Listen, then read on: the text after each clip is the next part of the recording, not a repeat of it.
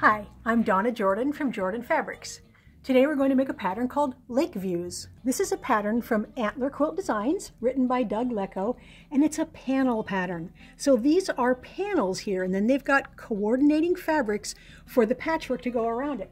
I love panel patterns because I buy a lot of panels, but then I don't always know what to do with them. So these are 6-inch little pictures here, and that's perfect because that's what the pattern calls for. All of these guys will go in the blocks. Now, the patchwork around there, you've got options. You can use jelly roll strips, which is what I'm going to use. You can use layer cakes. You can use 5-inch squares. The only other thing we need is a background, and I'm going to use this nice solid bone because that'll give us a lot of contrast, and then we may add a border at the end. Now the first thing we want to do is straighten out our panel. Often when these are on the bolt, they get distorted, they get stretched, they are not square. So you want to iron it flat, but you also want to see if it's leaning a little. You can kind of stretch it a little with your hands and try to get it back to square. Now we want to cut these to 6 inches. So my picture there is about 5.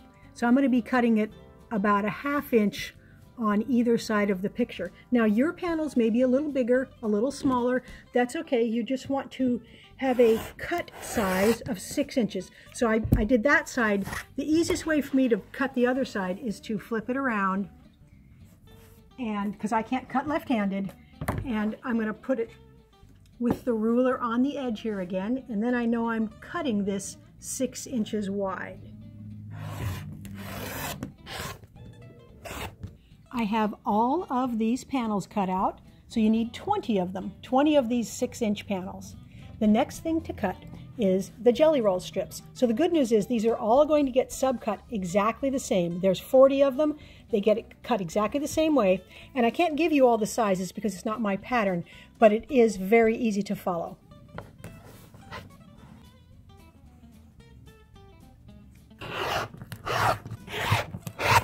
There's all of the rectangles. Now for the background, we need 3.5 yards, and it's going to get cut in a variety of pieces.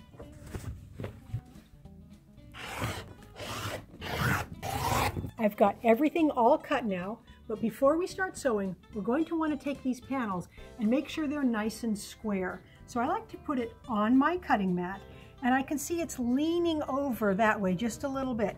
So I'm going to give it a little bit of a stretch in the opposite way that it was leaning.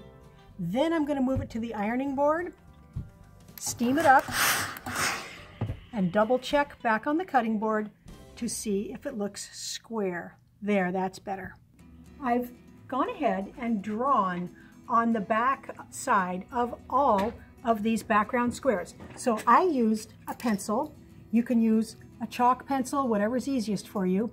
And it's a line from corner to corner along the diagonal. So we're going to sew all of these onto all of the accent rectangles. So this gets lined up, and I'm just going to stitch right along the drawn line.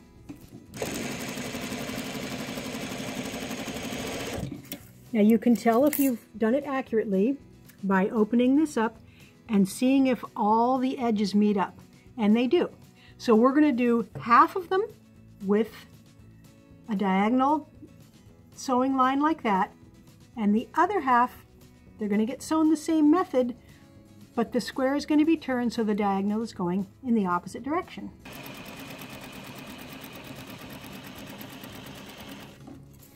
Now, I have a faster way of getting these stitched up if you don't want to mark the back of every piece. If you take some painter's tape or masking tape, and you can put it on your machine, I'm going from the needle hole, and I have another mark here, so I can put that tape on right here. And then I know that it's not crooked and it's coming straight down. Now, if you don't have a mark down here, you can get your ruler and you can put it underneath there, and you can make sure that it's lined up and not crooked like this. You want to have it straight down. And that way, instead of marking the back, I can just sew right along there. Let me show you what I'm talking about.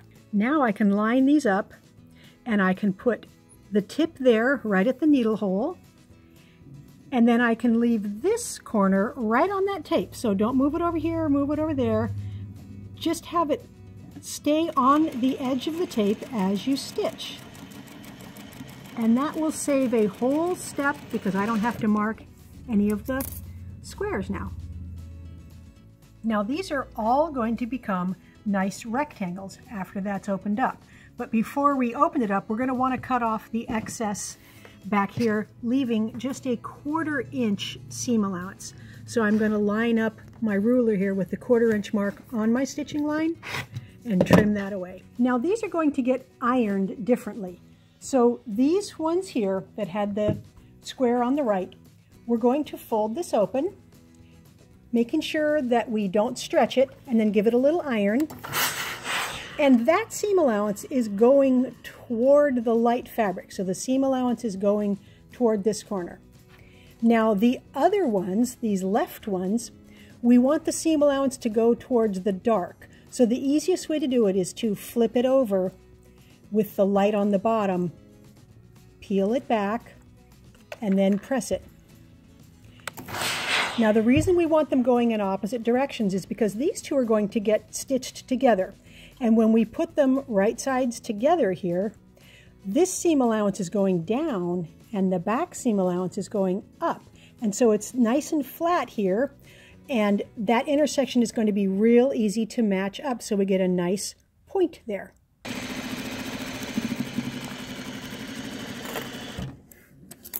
So there's what I'm talking about, that nice point there. And this seam can get finger pressed. So I'm just drawing my fingers along there. It's just going to one side. I'm pressing it to the right. So I'm going to go ahead and make these pairs with all the rest of my rectangles. Once you've got those blocks done, we're ready to move on to the panels and these two shorter light pieces. All we need to do is take two of these shorter pieces and stitch one onto each side of the panel.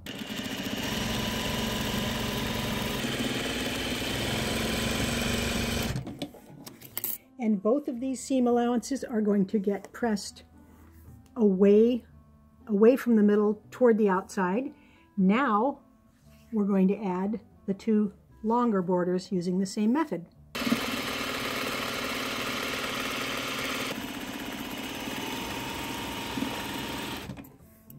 And these also get pressed away from the center toward the outside. Now we're ready to build our first block. So I've got 5 of these squares that we made earlier, and they are going to go around one side and along the bottom here. So I've just picked a variety. They're not in any special order or anything.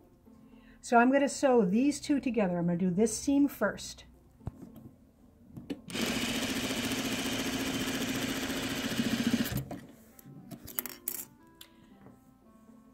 Finger press that seam a little bit. I'm going to press it up. Now I'm going to make this row here.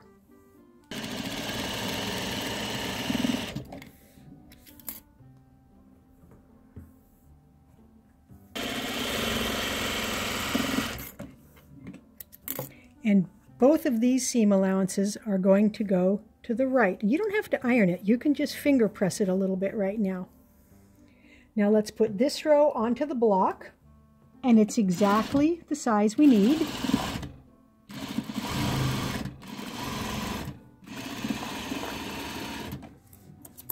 And we're going to press the seam towards the light. That's the way it wants to go because we've got all of these seam allowances in here. Now we're going to stitch this onto the bottom.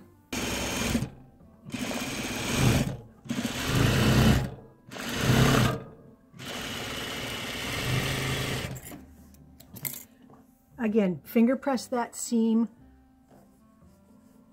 this way towards the light there. Now the last thing we're going to add is one border here and one border here.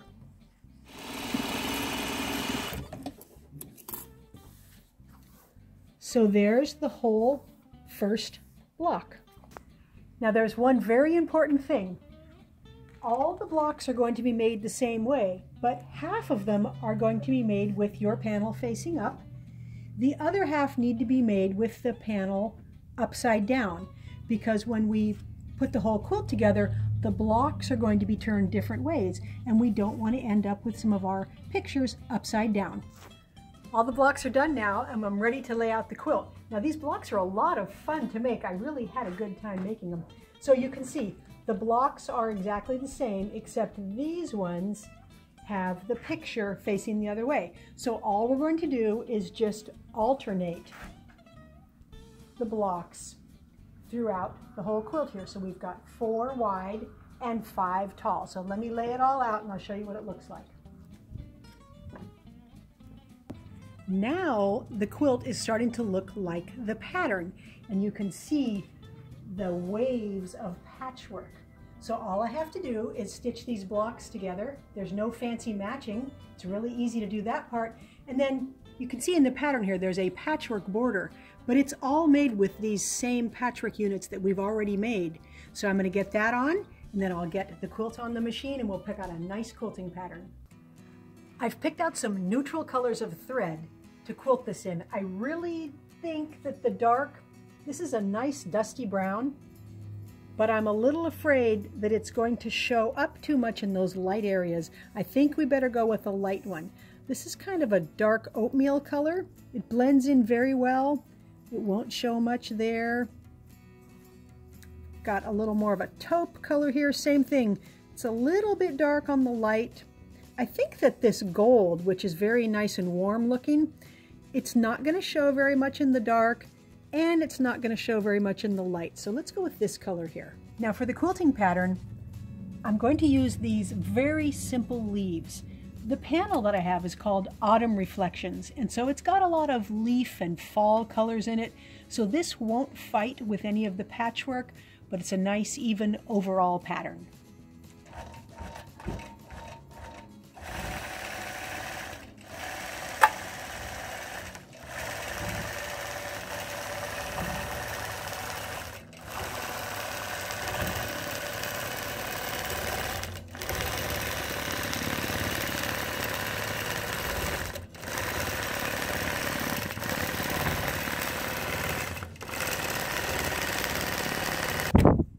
Got the Lakeview quilt all done. This was just a lot of fun to make. I like the quilting pattern, nice overall leafy pattern. It doesn't fight with any of the patchwork. And you can see these patchwork sections like traveling up the quilt. It's really, really cool. Relaxing sewing. There was a lot of these guys, but they're easy to make. They're easy to get all the points nice and pointy, which I love. Every panel is framed with the light and then the patchwork. And of course, that patchwork border that goes all the way around the quilt. Again, it takes a little bit of time to do, but it really enhances the patchwork. It frames it so nicely. Now on the back, I used a completely different print. This is from RJR Fabrics, not even the same manufacturer as these Moda prints here. This is called River Song, and it's big flowers, but the colors echo the colors that I've got on top. And it gives a completely different look to the backside, and I really like to have 2 different looks that will coordinate but not exactly match on the backside there. Now I really like this pattern because it uses panels, but maybe you don't have panels. Maybe you have a nice fabric that you like. This is a pretty autumn fabric here, and if you have some 6-inch squares, you can cut 6-inch squares, you can put these in the quilt instead of panels. So I just alternated 6-inch squares, just 2 different fabrics, this one and this one, throughout the whole quilt, and it still looks really nice. So it'll make an awesome quilt whether you use panels or you use a print that you like. Thanks for watching our tutorial today on how to make the Lakeviews quilt. We hope you enjoyed it. Now we're going to have another giveaway. You may have seen this video where we made this quilt called Fall Leaves Fall. It's a really fun quilt to make, but today you could win it. So all you have to do is go to the link below that says giveaway and enter your email address and your name, and you might be the next lucky winner. Now, if you like our videos and you want to support us, the best thing you can do is subscribe to our YouTube channel. That would really help us out. Happy quilting!